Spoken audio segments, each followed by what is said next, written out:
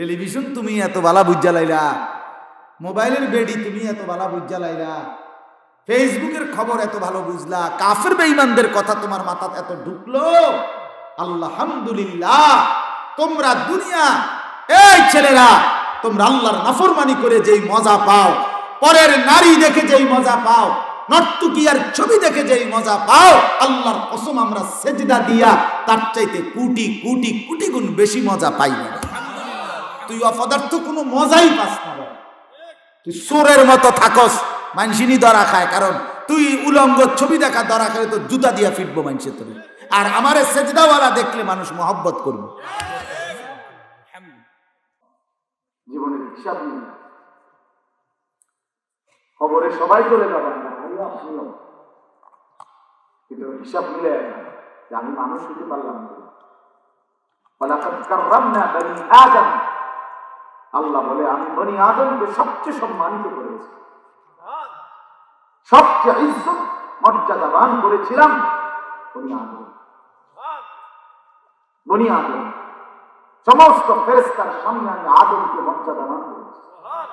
গোটা সমস্ত সৃষ্টির মধ্যে আমি মানুষকে সবচেয়ে সুন্দর আকৃতি দিয়ে বানিয়েছি।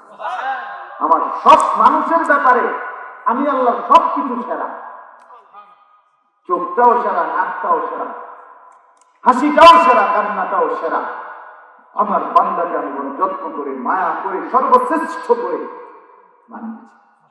সেই শ্রেষ্ঠত্ব থাকবে তখন যখন সে আমার গোলাম, আর নাই তো সুম্মা রাদাদনাহু আসফালা সাফিলিন, আর নাই তো তাকে আমি ফিরায় নেব, যদি সে ইবাদত না করে আমি তাকে ফিরায় নেব আসফালা সাফিলিন, যত জিনিসকে আমি লাঞ্ছিত করব হাসরে তার সবচেয়ে নিচে, সবচেয়ে নিচে, সবচেয়ে নিচে। তখন তোকে আমি কুত্তার মর্যাদাও দেবো না, শুকুরের মর্যাদাও দেবো না, বন্দিগি ছুটে যাবে। ছেলেরা, দুর্ভাগ্য তোমাদের, দুর্ভাগ্য যে কলিজায় আল্লাহরে চিনি, যে কপালে সেজদা দিতে পারলাম না, জন্তু জানোয়ারের মতো খাইলা আর ঘুমাইলা আর পেশাব পায়খানা করি, আর মানুষের বেডি চাইয়া মোবাইলে উলঙ্গ ছবি দেখে যৌন চাহিদা পূরণ করব।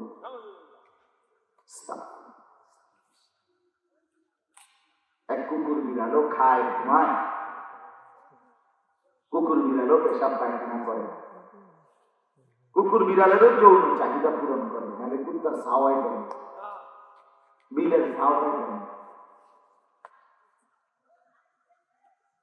হ্যাঁ, একটা সেজদা যার কপালে নাই, ওই মানুষের বাচ্চা কেমনে ঘুমাইল? এত বড় জানোয়ার কেমনে ঘুমাইল? এত বড় হাইওয়ান মানুষের ঘরে কেমনে ঘুমাইল? তুমি রাস্তা যাবো না, কেমনে ঘুমাইল মানুষের ঘরে, মুসলমানের ঘরে? এই জন্য আমরা প্রত্যেকে ফিকির করি, প্রত্যেকেই ভাবি নিজেকে নিয়ে। আমি প্রতিদিন বলি, কিছু ছেলে আছে তোমরা এমন হতে পারে, ছেলেরা তোমাদের বাবা তোমারে গুরুত্ব দেয়, বুঝে নেই, মা তোমারে গুরুত্ব দিয়া কদর করে যত্ন করে ইসলামের আলোকে বড় করতে পারে না, করে নাই, হয়তো বাচ্চারা বুঝে নেয়। তারপরেও বাবা মাও যদি কাউকে লালন পালন কোরআন সুন্নাহর আলোকে ইসলামের জন্য গঠন না করে, তারপরেও নিজের জীবন নিজেকে নষ্ট করে দেওয়ার অধিকার নেই। কারণ আল্লাহ তাআলা আখিরাতের কথা, কোরআনের কথা তোমার বাপের কানে যেমন পৌঁছাইছে তোমার কানেও পৌঁছে, তোমার কানে। ইব্রাহিম আলাইহিস সালামের বাবা, উনি যদিও কালেমা পড়ে নাই, ঈমান আনে নাই, কিন্তু ইব্রাহিম আলাইহিস সালাম কিন্তু ঈমান সন্তান এক সেকেন্ডের জন্য ছাড়ে নাই। বুঝেন নাই কথা? আমার বাপে যখন আজর কাফের, আমি আর মুসলমান থেকে কিনবো, এ কথা আমি বলছি। ইব্রাহিম আমার বাপ বেঈমান দেখতে পারে, আমি ঈমান ছাড়ি না। হযরতে আসিয়া তার স্বামী শ্রেষ্ঠ নিকৃষ্ট কাফের, শুধু কাফের না, খোদা দাবিদার ফেরাউন। হযরতে আসিয়া বলছে, পৃথিবীবাসী, আমার স্বামী সবচেয়ে বড় বেঈমান হওয়ার পরেও আমি ঈমান ছাড়ি না। হযরত নূহ আলাইহিস সালাম বলছে, পৃথিবীবাসী, আমার সন্তান শেষ মুহূর্ত পর্যন্ত কাফের ছিল, কিন্তু আমি বাপ ঈমান ছাড়ি নাই। অতএব এটা বোঝা দরকার, আল্লাহ তাআলা প্রত্যেককে আলাদা আলাদা বুঝ, বুদ্ধি, দিমাগ, দিল আলাদা আলাদা দান করে। তোমার বাপের বুঝ তোমারটা না, তোমারটা আলাদা দিমাগ। তোমার বাবার কলিজা তোমারটা না, তোমারটা আলাদা কলিজা। তোমার বাপের হাত পাও তোমার শরীরে না, তোমার আলাদা হাত পাও। আমার হাত কি আমার আব্বার হাত, আমার আলাদা আলাদা দিল দিমাগ। নিজেকে নষ্ট না করা, নিজেকে বরবাদ করে না দেওয়া, বুঝা দাও কি পড়ে কি করছে ছেলে পেলে। মুসলমানের মা বাবার অনুভূতি আসবে কোন দিন আসবে? কতগুলো বছর পার হয়ে গেল আমার ছেলের, অথচ আমার ছেলেটা আখিরাত পরকাল কিছুই চেনে না। 12 বছর পড়লো, ক্লাস 1 থেকে নিয়ে এসএসসি 10 বছর ধরেন কমপক্ষে। ইন্টার যদি পড়ে থাকে আরো 2 বছর, 12 বছর। 12 বছর পড়ার পরেও আমার সন্তান একজন মুসলমান বাবা মা এদূর একবার ভাবলো না, কিরে 12টা বছর আমি খরচা দিয়ে পড়াইলাম ফুলাডারে মেয়েটারে, অথচ 12 বছর পরেও এই একটা সেজদা দেয় না, আমার আল্লাহরে চিনে না, আমার আল্লাহর কোরআন একটা লাইন সাইয়া সাইয়াও পড়তে পারে না। আমি এটা কি জানোয়ার মানুষ করলাম? মা বাপ মুসলমানের বেকুবে কেমনে আমি বুঝি না, আমি বুঝি না। এই অপদার্থ কি লেগে মুসলমানের, যার চুল বেঈমানের মতো, তারে বলা দরকার তুই তো আমার সন্তান না বেটা, তুই তো নাফরমানের সন্তান, তুই কোন ফুটবল খেলোয়াড়ের সন্তান, তুই কোন সিনেমার নর্তকীর সন্তান হইতে পারস, তুই তো মুসলমানের সন্তান না।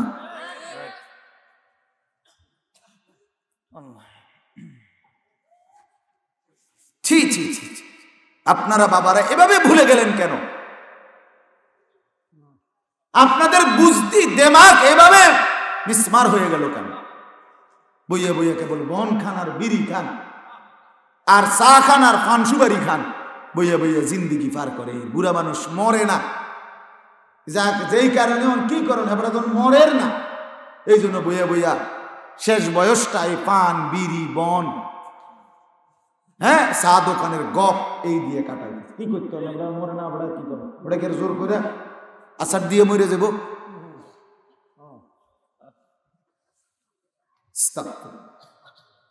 এই জন্য বাপ আমি শুরুতে অনুরোধ করলাম, আমরা প্রত্যেকেই, ছেলেরা তোমাদেরকেও বলি, সবাই বুঝ একরকম হবে না, সবাই একসাথে ভালো হবে না, সবাই একসাথে আলো পাবে না, সবার একসাথে জিন্দিগি সুন্দর হবে না।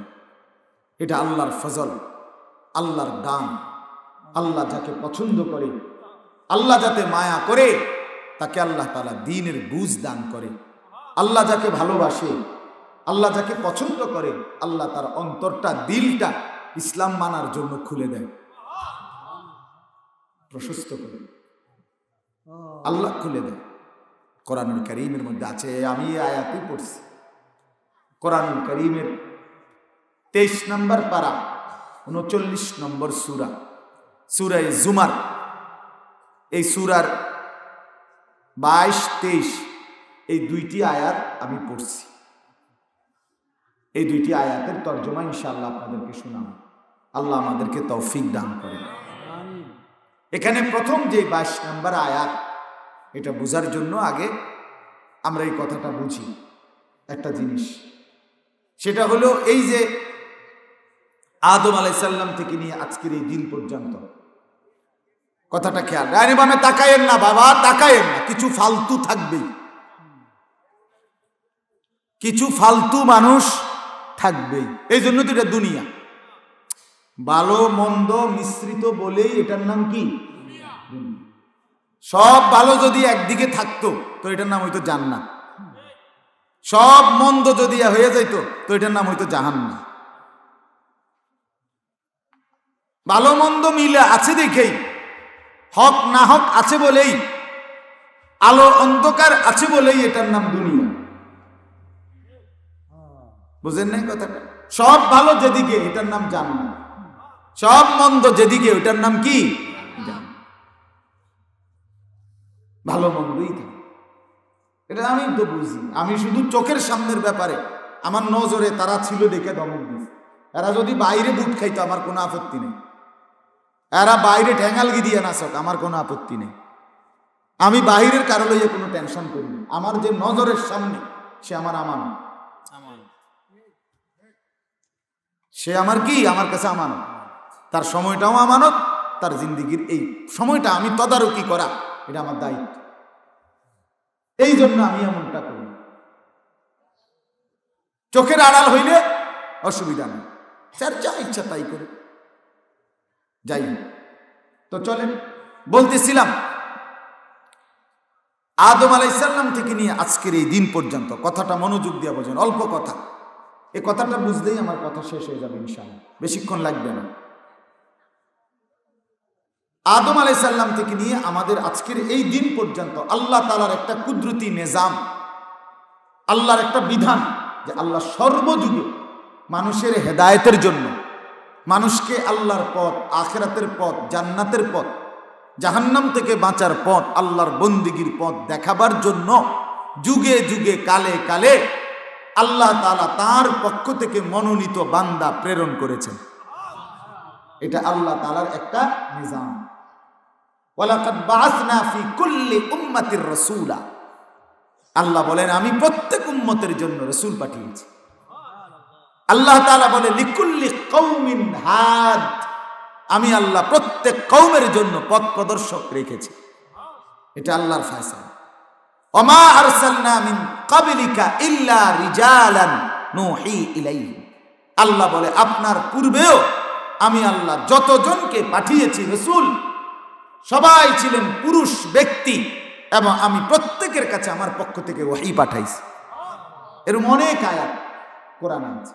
আল্লাহ তাআলা বলেন সর্বযুগে আমি আল্লাহ মানুষকে আলোর পথ, কল্যাণের পথ, মুক্তির পথ, সফলতার পথ, জান্নাতের রাস্তা, হেদায়েতের রাস্তা, আলোর রাস্তা দেখাবার জন্য আমার মনোনীত বান্দা, বুঝানেওয়ালা, বলনেওয়ালা, ডাকনেওয়ালা, আহ্বানকারী পাঠিয়েছি, ভয় প্রদর্শনকারী পাঠিয়েছি, নদীর নদীর পাঠিয়েছি। ওয়াজাআকুমুন নদীর, আমি আল্লাহ তাআলার পক্ষ থেকে পথ প্রদর্শনকারী পাঠিয়েছি। এক জামানা পথ প্রদর্শকদের নাম ছিল এক সময় নবী এবং রাসূল, ওনারাই ছিলেন পথ প্রদর্শক। দীর্ঘদিন পর্যন্ত আল্লাহ তাআলা নবী এবং রাসূলের ধারা পাঠিয়েছেন। আমাদের আখিরি পয়গম্বর নবী দু জাহান নবী মুহাম্মদুর রাসূলুল্লাহ সাল্লাল্লাহু আলাইহি ওয়াসাল্লাম, উনার মাধ্যমে আল্লাহ তাআলা নবী রাসূলদের ধারা এটা বন্ধ করছেন, শেষ করছেন। উনি খাতামুন নবিয়্যিন, উনি শেষ নবী, উনি আখিরি। কিন্তু পথ প্রদর্শক পাঠানো আল্লাহ বন্ধ করে নাই, নবী রাসূলের ধারা বন্ধ করছে। কিন্তু এর পরবর্তী মানুষের হেদায়েতের জন্য, আলোর পথ দেখাবার জন্য আল্লাহ নতুন করে আবার পুনরায় আমাদের রাসূলের পরে যুগে যুগে ওলামায়ে কেরাম, আইম্মায়ে কেরাম আল্লাহ তাআলা আবার পাঠাচ্ছেন। কিয়ামত 1450 বছর আমাদের নবী সাল্লাল্লাহু আলাইহি সাল্লামের ইন্তেকালের পরে 1500 বছরের কাছাকাছি, 150 বছর না, 1500 বছর। এই 1500 বছরের ইতিহাসে পৃথিবীতে কোনো সময় এমন ছিল না আল্লাহর এই জমিনে যে মানুষকে আল্লাহর দিকে ডাকার মতো আলেম, উপযুক্ত মনোনীত আলেম নাই। এমন কোন যুগ কাল গত 1500 বছরে যায় না, পৃথিবীর ইতিহাসে এমনটা নাই। কোন দাদাও কইতে পারতো না যে আমি আমার দাদার থেকে শুনছি 1 বছর এমন হয়েছিল, আরে এমন রোদ পড়ছে যে রোদের কারণে আর কোনো হুজুর নেই। কথা বলছেন না? এমন হয়েছে না, বা 1 বছর এমন হয়েছিল, এমন বন্যা লাগছে, দুর্ভিক্ষ লাগছে দেশটার মধ্যে, শেষে আর একজন হুজুর আর বাচ্চা নাই, এমন ঘটনা দাদা আমি শুনছি না? ওটা শুনছে না, ওই যে লাল রুমাল। মানে এমন কোনো ঘটনা ঘটনা পৃথিবীতে এমন ঘটনা হবে না, বরং আল্লাহ তাআলা সর্বযুগে সুখে কিংবা দুঃখে সর্বাবস্থায় আল্লাহ তাআলা মানুষকে আল্লাহর দিকে ডাকার মতো উপযুক্ত লোক আল্লাহ পাঠাইছেন, তৈরি করছেন, সৃষ্টি করছেন। আচ্ছা, এই কথাটা বুঝছেন? এবার আসেন, আল্লাহ তাআলা তো প্রত্যেক যুগে মানুষকে আল্লাহর দিকে ডাকার মতো লোক ব্যবস্থাপনা রাখছেন, কিন্তু প্রত্যেক যুগেরই উনারা মানুষকে আল্লাহর দিকে ডাকছেন, ঠিক আছে, কিন্তু আল্লাহর দিকে ফিরে আসছে, আল্লাহর বন্দিগি করছে, আখিরাতের রাস্তা সুন্দর করছে, জান্নাতের পথ জাহান্নাম থেকে বাঁচছে, জান্নাতের পথে চলছে। এই যে হেদায়েত, এটা আল্লাহ তাআলা ওই পথ প্রদর্শকদের হাতে রাখে নাই, বরং নিজের হাতে রাখছে। বলবেন ঠিক আছে আপনারা, আল্লাহ বলে দিছে, কিন্তু হেদায়েত দেব কাকে? এটা আমার ফয়সালা, আমার ফয়সালা, আমার ফয়সালা। এটা একটা গুরুত্বপূর্ণ বিষয়। আল্লাহ পাক যাকে দয়া করে, আল্লাহ যাকে ইচ্ছে করে, আল্লাহ যাকে পছন্দ করে, আল্লাহ তাআলা তাকে আল্লাহর পথে চলবার মতো হেদায়েত আলো দান করে। তাহলে এটা গুরুত্বপূর্ণ। ওই মানুষটা কতটা দুর্ভাগ্য, ওই মানুষটা কতটা বদনসিব, যাকে আল্লাহ তার হেদায়েতের জন্য কবুল করে নাই, কবুল করেন। আমাদের প্রিয় নবী সাল্লাল্লাহু আলাইহি সাল্লামের কথা বলেন, আমাদের ওই ছেলেরা, এই কথা কইও না বাচ্চারা, খিচুড়ি হয় বলি, আরো সময় লাগবে, এত রং না, আমি কোয়া কুই করলেও তো, হ্যাঁ সাবধান, তোমরা শুয়ে লাও, এমনি জাগাত তোমরে সময় মতো উঠানো, টেনশন করার কিছু নেই, ইনশাআল্লাহ।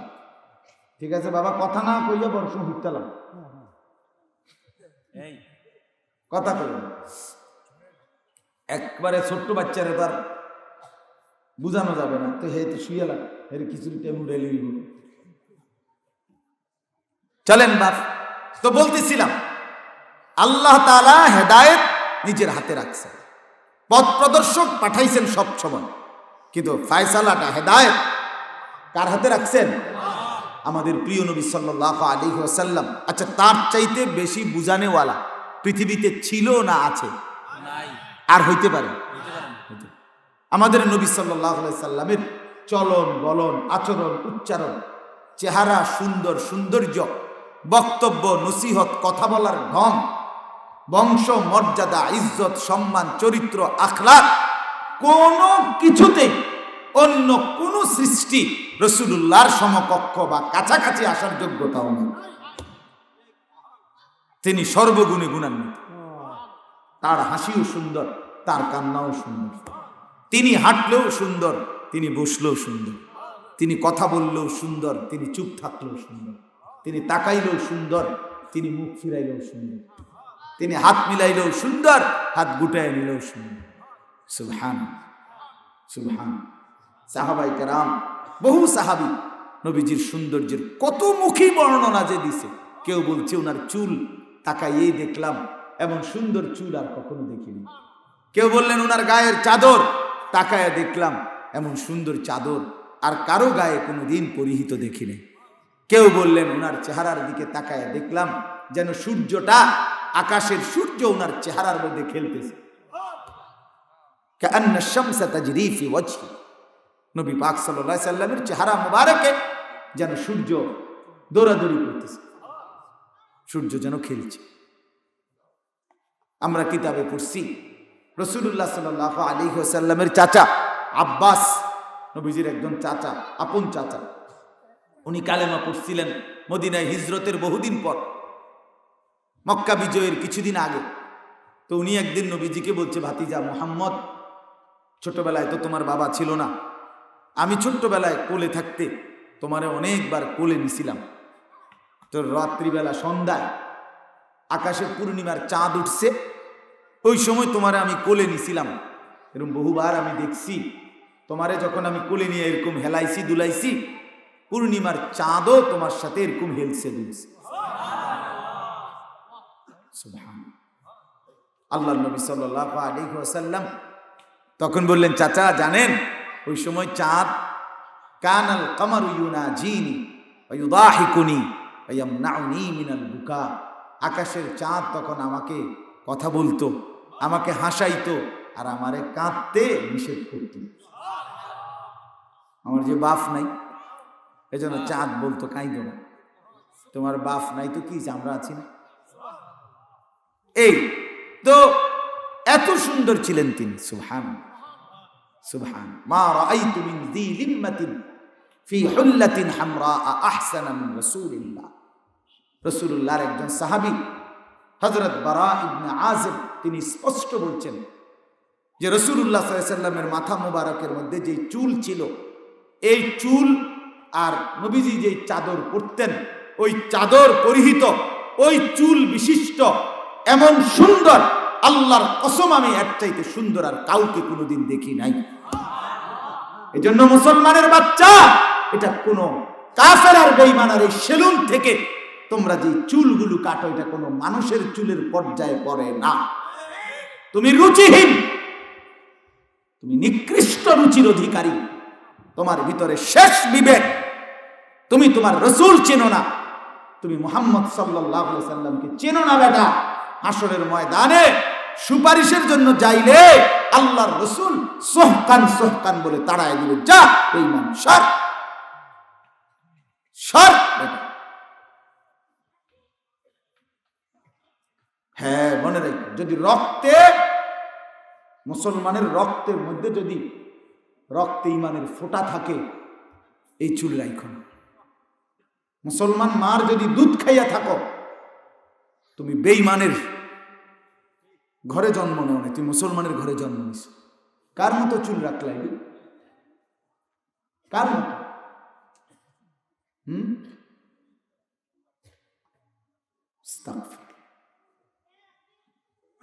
বিবেকহীন। ওই যে হে হাসে, ওই যে এবারটা হাসে, ওটার হিসাব হলো যে আমার এই তো কইতে আছে যে আমি আসি। এটা এক ধরনের প্রতিবন্ধী আর কি, যে আমার এটা বুঝার কি আছে, আমি আমার মতো হুজুর কইলেই কি আর না কইলেই কি। আমি হইলাম সেলুনের গোলাম, আমি সেলুন থেকেই মডেল নেই, আমি হইলাম ফেসবুকের গোলাম। আমি আসছি ফেসবুক দেখার জন্য, আমি আসছি মোবাইল টিপার জন্য। কাফের বেঈমান যেভাবে ডিজাইন করে দেবে আমি সেটাই বানাবো, আমি বললে কি না বললি। আরে বাপ, কারোর জন্য কেউ আটকায় না। আমার জন্য তুমি আটকাইতা না, তোমার জন্য আমি আটকাইতাম না। দুনিয়া কেউ কারোর জন্য আটকায় না, কিন্তু আখিরাতে তো আটকায় যাবে। শক্ত করে বলেন নাও তো কেউ নেই না, ফেরাবে কে? ছেলেদের কে ফেরাবে? মুসলমানের বাড়ি, মুসলমানের মহল্লা, চারদিকে মসজিদ, হ্যাঁ, বাপ চাচা বংশধর মুসলমান, এক ওয়াক্ত নামাজ পড়ে না। নামাজের ওয়াক্তে মসজিদে জামাত হয়, 2-4-10 জন মুরব্বী নামাজ পড়ে, আর জন্তু জানোয়ারের মতো ছেলেরা রাস্তার পাশে, এই মহল্লাতে এভাবে মহল্লার মসজিদের আশেপাশে মোবাইল টিপে হাসে, মজাক করে, রাস্তাত খারাইয়া মতে। হায় হায়, এরকম সমাজটা এমন হয়ে গেল কেন? জিন্দেগি এমন হয়ে গেল কেন বাপ? কেন ভুলে গেল আল্লাহকে? তুমি মাথা নোয়াইলে কি এটা, মানে ওই একটা পাখি আছে, উট পাখি, নাম শুনছেন? উট পাখি আছে একটা, উট পাখি কয়টা? এটার নিয়ম হইল বাতাস ছুটলে, ঝড়, কোনো বাতাস আসলে তো সে উঁচু মাটি যেখানে স্তূপ আছে এটার মধ্যে মাথা ঢুকায় দেয়, ঢুকাইয়া বলে কোনো ঝড় নাই, বাতাস, তুফান নাই, মানে হের গায়ে আর তুফান লাগে না। তুমি এটার ভিতরে মাথা ঢুকাই দিলে কি আর তুফান বন্ধ হয়ে যাবে? তুফান তো বলবি। তাহলে তুমি মাথা নোয়া দিলেই আমার থেকে না আড়াল করলে যাতে হুজুর না দেখে, কিন্তু আমি তো আখেরাতে হিসাব নেব না, আমি দেখলেই কি না দেখলেই কি। কথা বলেন না কেন? আমার কি তাই না? তুমি আমার কথা ফাত্তা দিলা না, মনে করো তো কি আমার কি আর লেগে আমার ভাত খানা বন্ধ হয়ে যাবো নাকি? তো আমি তো তোমার ভালোর জন্য বলছি, আমি তো তোমার কল্যাণের জন্য বলছি। আমারে আড়াল করে লাভ কি? হুজুরে আড়াল করে লাভ কি বাপ? আল্লাহ থেকে আড়াল করো। রাত 2টা বাজে মা না ঘুমায়, বাবা না ঘুমায়, পাড়া পড়শি ঘুমায় গেছে, তুমি যে মোবাইলে লেফ কম্বলের নিচে উলঙ্গ ছবি দেখছ, তারা না ঘুমায় গেছে বাপ। আল্লাহ তো জেগে আছে, তিনি তো দেখছেন, তিনি কি হিসাব নেবেন না? তিনি কিছু বলবেন না? আলাম ইয়ালাম বিআন্নাল্লাহা ইয়ারা। রব্বুল আলামিন বলেন, বান্দা তুমি জানো কি, আমি কিন্তু সারাক্ষণ তোমাকে দেখি। কতক্ষণ বলো না ভাই? সারাক্ষণ। আল্লাযী ইয়ারাকা হিনা তাকুম। রব্বুল আলামিন বলেন, বন্ধু আপনি যখন দাঁড়িয়ে থাকেন তখনও আমি দেখি। ওয়া তাকাল্লুবাকা ফিস সাজিদিন। আপনি যখন আমার নামাজি বান্দাদের সাথে রুকু সেজদা করেন তখনও বন্ধু আমি আপনাকে সরাসরি দেখি। দাঁড়াইলেও দেখি, বসলেও দেখি। ইয়ালামু খাইনাতাল আয়ুন। আল্লাহ বলে, বান্দা চোখের বাঁকা চাহনি দিয়ে, টেরা চোখে, বাঁকা চোখে তুমি কি দেখো আমি কিন্তু বুঝি। ওমা তুখফিস সুদূর। অন্তরের ভেতরে তুমি কি লালন করছো আমি কিন্তু তাও জানি। জানে কিনা? আমাকে আড়াল করবা কেমনে? ইয়াকুলুল ইনসানু ইয়াউমাইদিন আইনাল মাফার।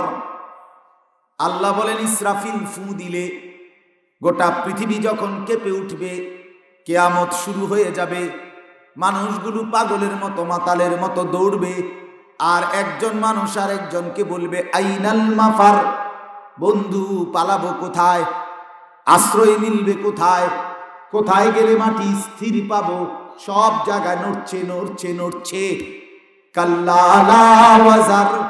রব্বুল আলামিন বলে, না বান্দা, আজ আর জমিনের কোথাও কোনো ঠিকানা নাই। ইলা রাব্বিকা ইয়াউমা ইদিনিল মুস্তাকার। আজ শুধুই কেবল গন্তব্য, আশ্রয় তোমার রব আল্লাহর নিকট। কার নিকট? হ্যাঁ। টেলিভিশন তুমি এত বালা বুঝা লাইলা, মোবাইলের বেডি তুমি এত বালা বুঝা লাইলা, ফেসবুকের খবর এত ভালো বুঝলা, কাফের বেঈমানদের কথা তোমার মাথায় এত ঢুকলো। আলহামদুলিল্লাহ, তোমরা দুনিয়া, এই ছেলেরা, তোমরা আল্লাহর নাফরমানি করে যেই মজা পাও, পরের নারী দেখে যেই মজা পাও, নর্তকীর ছবি দেখে যেই মজা পাও, আল্লাহর কসম আমরা সেজদা দিয়া তার চাইতে কোটি কোটি কোটি গুণ বেশি মজা পাই না। তুই অপদার্থ কোনো মজাই পাস না। তুই চোরের মতো থাকস, মানসিনি ধরা খায়, কারণ তুই উলঙ্গ ছবি দেখা ধরা খায় তো জুতা দিয়া ফিটবো মানুষের তোর। আর আমারে সেজদাওয়ালা দেখলে মানুষ মহব্বত করবে। আমারও যদি রাত্রিবেলাও দেখে সেজদা, মানুষ বলবে মাশাআল্লাহ, হুজুর তাহাজ্জুদ পড়ে, ঠিক না? আর তোমারও যদি দেখে রাতের 3টা বাজেও মোবাইলে বেডি চাও, তোমার জুতা দিয়া ফিরবে, তাহলে এটা কি ইজ্জত হইল? এটা তো সম্মান হইল। তো তুমি যে মেয়ের সাথে হারাম সম্পর্ক করছো, ধরা খাইলে তো তোমারে জুতা দিয়া ফিরবে।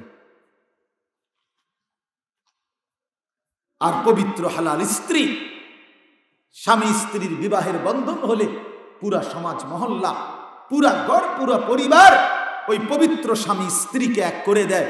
যাও, আমরা সবাই সম্মত, তোমাদের জন্য দোয়া করছি, আল্লাহ তোমাদের সংসার ভালো করুক। এই যে হালালের বরকত আর হারামের কি লাঞ্ছনা। লাঞ্ছনা 100 কোটি টাকা দিয়েও যদি কোনো সুদখোর বাড়ি করে, 100 কোটি টাকা দিয়া, এরপরও মানুষ আইতে যাইতে কইব, কির টাইস সিটার ইটিয়া, সুদের টাকা, দূর দূর দূর দূর, বাটফারির টাকা না। মানুষে আইতে যাইতে কেমন তো লাভ হইলো কি? আপনার সুদের বাড়ি তো খুইয়া খুইয়া পড়বো। এই জন্য বাপ এটা বুঝা দরকার, ইনসাফের বুঝা দরকার, এটা খেয়াল করা দরকার। এজন্য আমি বললাম আল্লাহ তাআলার দয়া, আল্লাহ তাআলার ফজল প্রত্যেক জামানায় আমাদের প্রত্যেকের কানে